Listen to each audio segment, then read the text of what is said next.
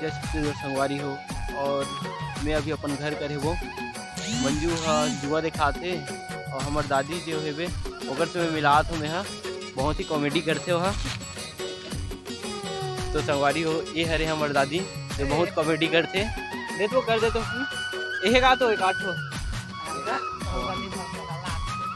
शर्मा गई। हाँ जी शर्मा गए।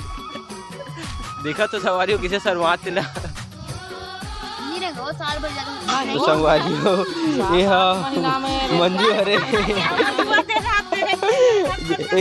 एक मूड में बढ़ जुआ है।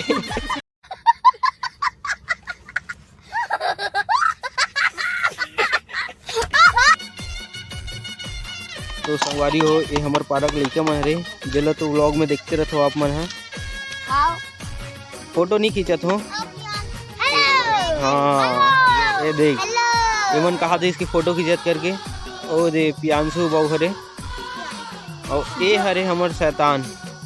अबे साले वाह बेटे तूने तो मौज कर दी रे। हमारी हो मंजू के मूड में बड़ा कन जुआ है वे माता राम देखा थे जुआ ला।